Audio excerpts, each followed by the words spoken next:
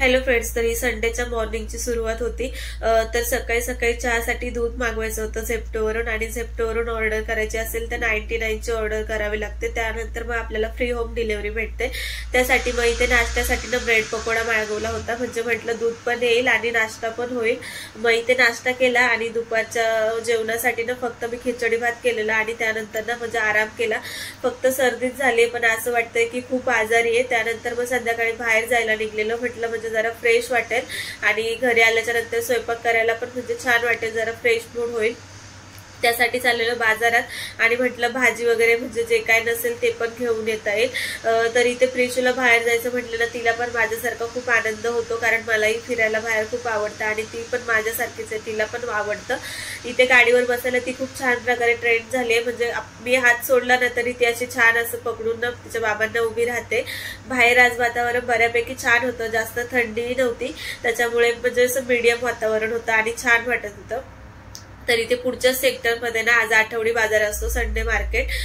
तर म्हणजे इथे बऱ्यापैकी मार्केट भरलेलं नाही, तर काय होतं म्युन्सिपाल्टीची लोक ना ह्यांना बसूनच देत नाही, त्यामुळे मग एवढा काय बाजार भरत नाही। मग भाजीपाला घ्यायचा पण प्रॉब्लेम होतो, म्हटलं आज बाजार भरलाय तर भाजीपाला पण घेऊन होईल। आणि प्रिशाचे बाबा पण, आणि ह्या आठवड्यामध्ये ना गावी जायचं आणि प्रिशाचे केस खूप वाढले होते, मग तिचा हेअरकट करायला गेलेलो, त्यासाठी आम्ही आलेलो इथे सलून मध्ये।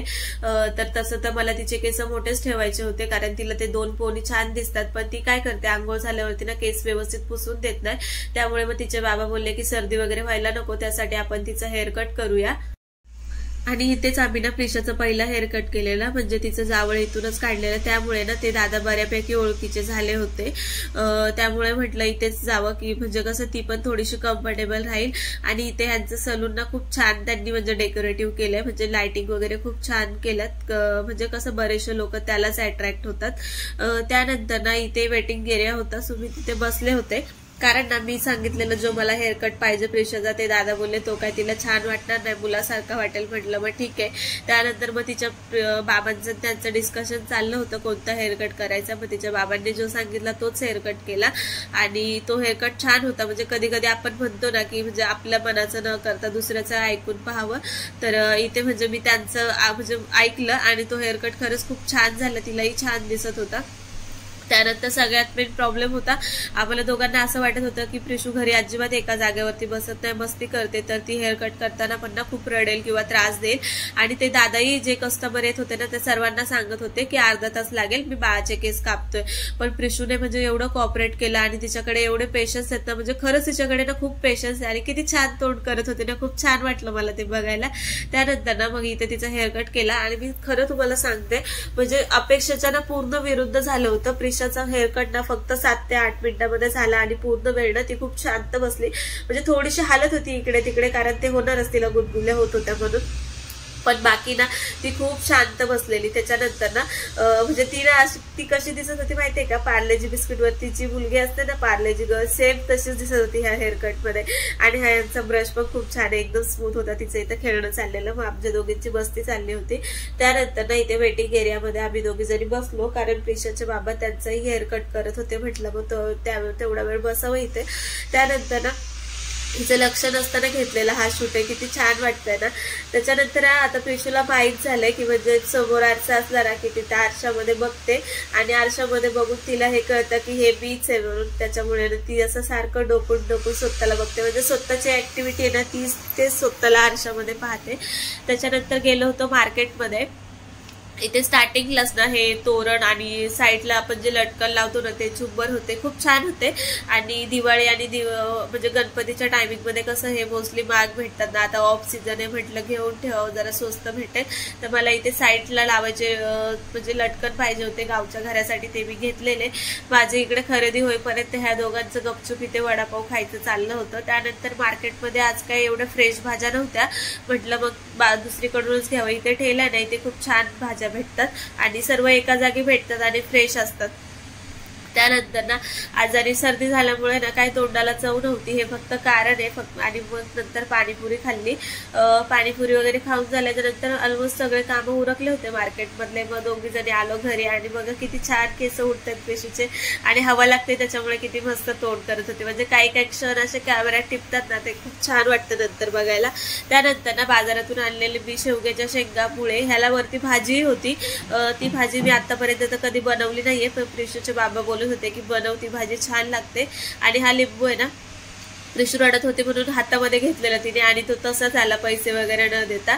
त्याच्यानंतर आणलेले टोमॅटो, मिरच्या आणि ते लटकन होते. बाकी म्हणजे बराचसा भाजीपाला होता घरामध्ये. कोथिंबीर, शिमला मिरची, फ्लावर, वटाणा, बटाटा, कांदे हे सर्व तर होतच. त्यानंतर हे ना लटकन, व्हाईट कलरचे लटकन मी घेतलेले. तिथे मल्टी कलर मध्ये पण खूप सारे व्हरायटीज होत्या, पण म्हटलं जरा वेगळं काहीतरी युनिक छान दिसेल आणि हे खूप छान दिसत होतं.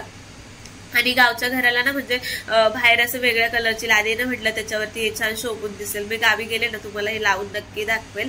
त्याच्यानंतर ना मग दुसऱ्या काही भाज्या नव्हत्या साफ करायला, फक्त मेथीची भाजी होती. म्हटलं हातासरशी लगेच साफ करून घ्यावं, कारण नंतर राहिलं ना की ते काम राहूनच जातं आणि मग खूप कंटाळा येतो करायला. आणि मेथीचीच भाजी बनवणार होते जेवणामध्ये, कारण आजारी असलं ना जरा असं साधं सुद्धा जेवण जेवायलाच बरं वाटतं. एकतर जेवण जात नाही, त्याच्यामुळे कसं म्हटलं जरा हलका फुलकंच जेवण करावं. त्याच्यानंतर बऱ्याच दिवसानंतर ना प्रिशाच्या बाबाला खायची होती मेथीची पातळ भाजी. म्हणजे सासूबाई असतात ना तेव्हा त्या बनवतात, मी तर काही बनवली नव्हती. मी पहिल्यांदाच ही भाजी बनवलेली त्यांच्या सांगण्यावरून. पण भाजी खरंच खूप छान झालेली. आणि आजारी असेल ना तर अशी रस्सा भाजी वगैरे म्हणजे खायला ना खूप छान वाटतं साधी सुधी. म्हटलं भाकरी बनवावी, पण ते मला काही खायची नव्हती. म्हटलं मग त्यांना चपाती आवडते तर त्यांच्यापुरती चपातीच बनवली होती. त्यानंतर भाजी इथे तयार होती आणि चपाती पण तयार होती. म्हटलं मग जेवूनच घ्यावं लगेच. मग नंतर छान असं गरमागरम जेवायला घेतलं. आणि जेवण जेवत असताना ना कधी कधी काय होतं, म्हणजे मला भूक नसेल तर मी थांबते प्रिशाला घेण्यासाठी. मग कधी कधी दोघांना पण एकसाथ भूक लागते, असं विचार करतो की जाऊ दे दोघं पण ऍडजस्ट करू. पण जेवायच्या टायमाला ती अजिबात म्हणजे असं पोटभर जेवून देत नाही, कारण सारखं तिचं इकडे तिकडे पळापळ चालू असते. म्हणजे चपातीचं टोपलंच वड किंवा कुकरच वड, हे ओढ ते ओढ, त्याच्यामुळे तिला खूप सांभाळायला लागतं इथं. त्यानंतर ना जेवण वगैरे केलं आणि सर्दीमुळे असं वाटतंय ना की म्हणजे मी जास्तच आजारी, म्हणजे आजार पण दुसरा काहीच नाही, सर्दीने फक्त आवाज हे झालाय, पण स्वतःलाच असं फील होतंय की खूप आजारी असल्यासारखं. त्यानंतर मग इथे आम्ही जेवण वगैरे केलं, तिला पाठीमागे खेळायला दिलेलं. असं थोडा वेळ कशात तरी गुंतली ना तर खेळते 1-2 मिनिटं, मग परत इकडे लक्ष केलं का मग सगळं ओढायला येते. आणि प्रिशूला हा हेअरकट कसा वाटतोय ते मला कमेंट करून नक्की सांगा. आणि माझा आवाज थोडासा म्हणजे सर्दीमुळे बिघडलाय, त्याच्यामुळे व्हिडिओला थोडासा आवाज इकडे तिकडे होतोय, हे मलाही कळतंय. थोडंसं समजून घ्या. आणि व्हिडिओ आवडला तर व्हिडिओला लाईक करा, कमेंट करा, शेअर करा आणि माझ्या चॅनलवरती नवीन असाल तर चॅनलला सबस्क्राईब करा. चला बाय बाय.